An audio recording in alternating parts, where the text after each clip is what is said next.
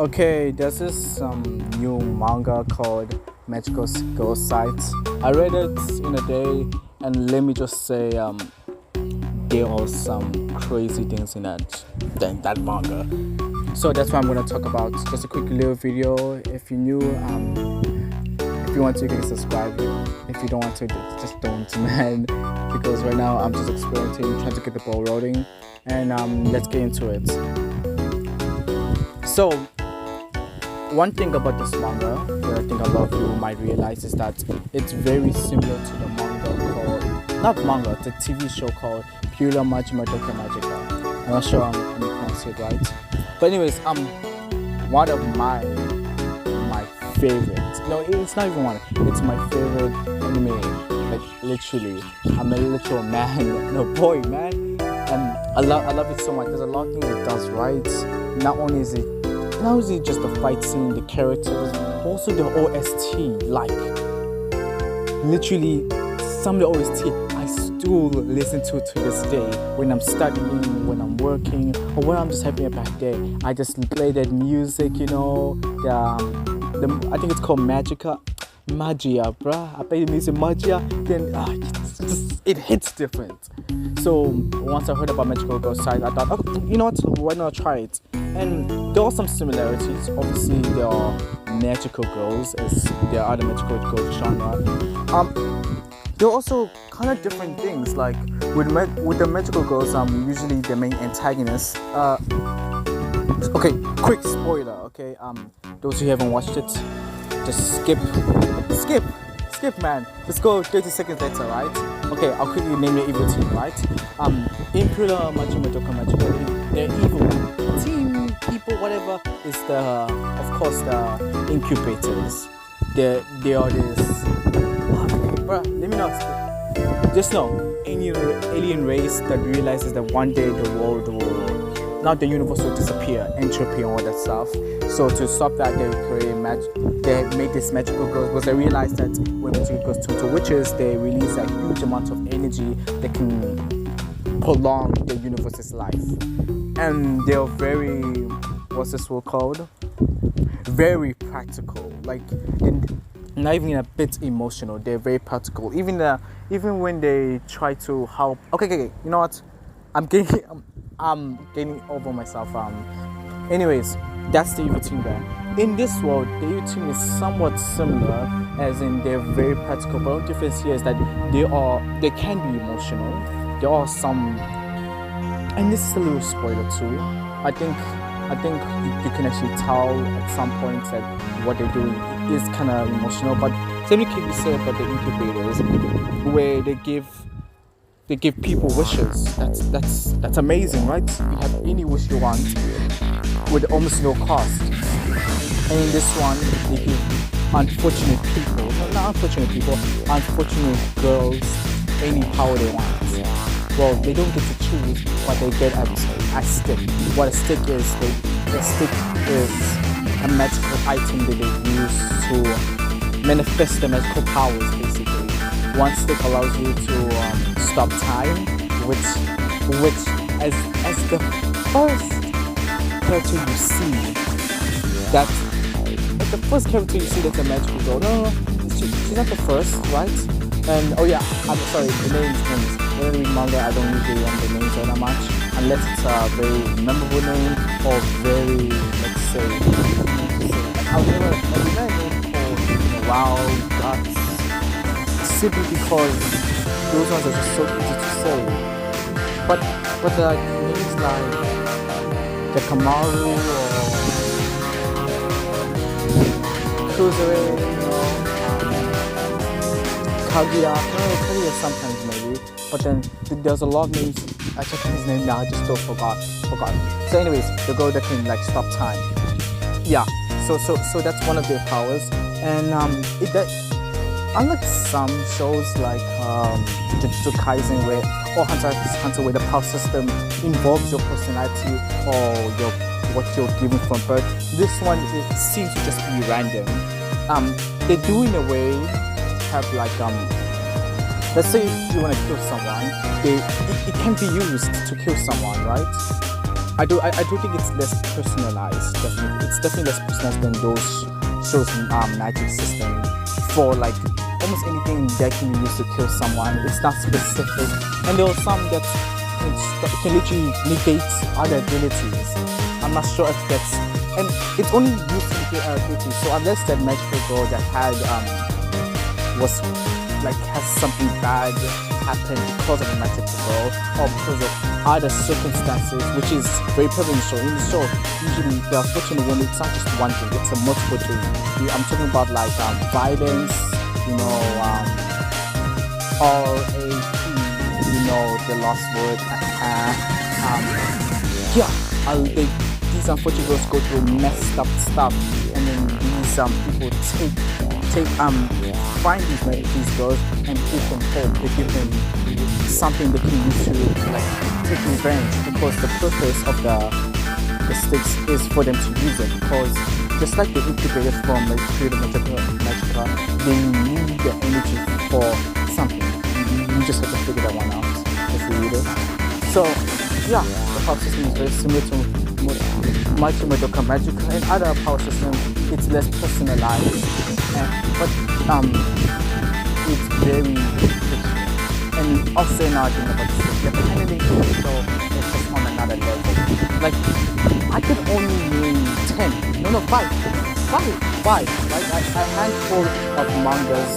Like I've read a lot of mangas. I can name a handful of them that knows how to nail handling in a fighting sense. There's some that knows in a sense of like sense, and I'm not too sure on those ones. Those ones I don't read that much. But on shonen fighting paneling, this one is it. It's up with Chainsaw Man. Not too sure about Fire Punch because I kind of forgot Fire Punch. Magi, Undead, Unlock. You might some ones you don't even know. Like, but anyways, this one, some of the fight scenes are just also Tokyo Ghoul, literally. And also Claymore. Yes, some of the most smoothest fight scenes where like some like scenes in other mangas when they fight, it's almost so jaw-dropping. Like you see one scene they do something, the other scene they do something completely different, and you know what they're trying to do. You know what the mangaka is trying to illustrate by that example or by that pen. But altogether, it just doesn't feel right. It doesn't transition well.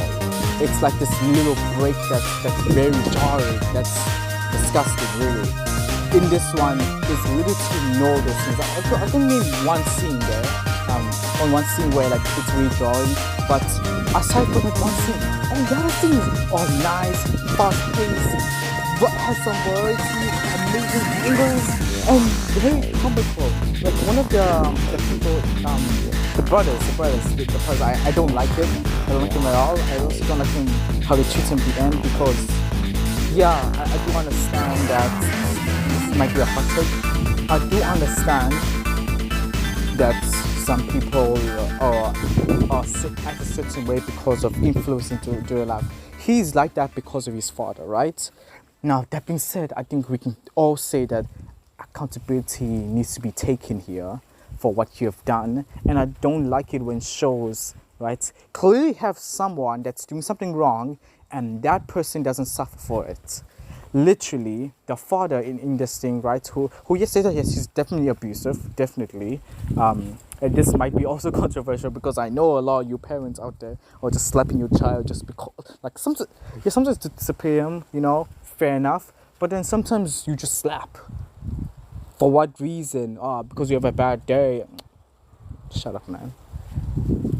Anyways, yes, accountability needs to be taken, and his father does to a point. It's not as fine as you like it, but that's a point. But he doesn't. He just lives his fine life, and bruh, he's such a brat. Okay, I understand why he's like that. It makes sense. Just I would like for also something happened with Mob Psycho 100 too. His brother did some bad things, and then show about humanizing characters, making them feel real, redemption, all that stuff. It's such a, it nails such don't know how to explain it. It's just the point it nails like the point of growth, personal growth, challenges. It nails so well, and it does just feel very, very weird where his own brother, Mob's own brother, does some bad things and he doesn't get punished for it. Literally, the president did. The president got punished for what he did, right? Even though like his brother was helping the president, and the president got punished because they found out about his scheme. Yet, you get people that's still suffering, like the yakuza kind of guy, and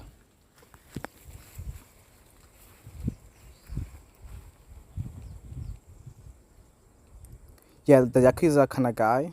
You get him that's still suffering, and you get him still suffering, and then like the president or the person who made this, the president, yes, he also like gets found out, but his brother doesn't like, he just walks away. No, I like accountability, and then that show, it had that one character I really didn't like. But anyways, also there's kind of like incest in it too. That's funny. Personally, me, unless children are involved, I'm cool with anybody having any sexual relationship with their relatives. It's all cool with me. Okay, I'm kind of open like that. But yeah, the main cast, they're doing some stuff, and then the more you realize it, the more it's like, whoa, where did it get this far? But it's whatevs. The characters in the show, yeah, all of them distinct personality. Sometimes even when in the toughest situation, they just do some weird face or weird thing, and it's funny. There's some real characters. There's some characters, and it's kind of like satire where like it's a social commentary on what's going on in the world. Like, there's a lot of abuse. There's a lot of this stuff going on, stuff that I can't really say in this platform that this show addresses, and I love it. I love how the show addresses it, and I love how the show, it does a lot of things right. It's like pure, and compared to Pure Machi Madoka Magica, I feel that it has a larger cast, more distinctive personalities, because in the show the personalities kind of blend a little, where yeah, aside from Horima, everyone is very, very similar, Obviously, they're distinctive enough that you know who's this, and that the character design too works. And okay, in this one, there's no, I wouldn't say character design helps. I wouldn't say that it helps drive the point of who they are. Like, I think it's one of the most plainest and characters I've ever seen, where like some are stylized. Okay, some look good, right? But their looks don't really tell you who they are. It's just there because they look good. It doesn't communicate, right? It's kind of like Maji, right? And maybe I'm not really into this. I'm not really into much, but Maji, there's a lot of people. I love you. Okay, obviously there's some character design aspects of it that's clear. Like let's say, I forgot his name, bruh. Alabasta, right? No, Alibaba. Yes, Alibaba. Yeah, you can clearly tell by the hair color, by his hair color, by his round eyes. He's supposed to be this round character that's, funny, has comical moments. But then by just looking at his hair, you can tell that he has a sharp side to him, right? His entire body is almost like this, like round, right? And at the top, there's like this sharp mark. It tells you that although he's a kind person, he can be very strong, especially later on. And yes, but I feel like those are like the basics right there. It doesn't add. Well, like JoJo's Bizarre Adventure, those characters, yasas, everything about them, you can tell what they are by their costume, by what they wear, bruh. Yeah, but back to the show. Definitely the character design is dead missing. Now the plot. Well, I can't explain more to this plot because I'm revealing some things. I don't want that. I want you guys to buy that book. Buy it, man, and just read it. Just stop binging. So I'll quickly just say the plot's really basically, little kid abuse, abuse. One day finds a stick, finds her sick, they don't know what's going on, and ends up killing people by accidents, you know? All an accident. She didn't know. Then finds someone over per person, stop time, and then they realize there's something going on, right? There's this thing called a tempest. It's supposed to destroy the world, and she wants to stop that from happening, right? But I guess there's stuff she wants to do too. So now they kind of work together. Then later on, they find more allies, more distinctive personalities, and a lot of awesome fight scenes and a lot of comical moments that are just in context. They look rough. Like one is literally like his son. Like there's this one scene. His son is literally coming from the hospital because of something happened, and then he's just just read it, man. But I'll just say his dad is a scum. Okay, this guy, scum, absolute scum. So yeah, very similar to Pure Madoka Magica, and it also has some. It's also kind of different in a way to it. It's different enough that you could say that it's its own thing, but I do think that a lot of inspiration was taken from it, like the evil team, somewhat of the power system. Okay, it's more distinct than Pure Madoka Magica because the power system is kind of confusing, right? Because one had a wish to save someone, so they showed the wish. So she has time powers. Fair. Now, what's the red girl? The red girl. I don't know what her power... maybe her power is just to have infinite food. I don't know. But I don't know what her power is. And I don't know what Mommy's power is. Literally, she was supposed to die. And I would assume she made a wish to live again. But when she have a power like that... It was like Sayaka. Literally, she wanted to heal someone. Now she has a healing power, right? But she made a healing wish. So now she can rapidly heal herself, right? So if she's smart enough, she can be very unbeatable. But she's like the one character that dies a lot, bro. Like, not even Mommy dies this much. But yeah. Oh, I spoiled. Sorry, guys. Yeah, just watch it, man. Watch it still. You're gonna love the show. So yeah.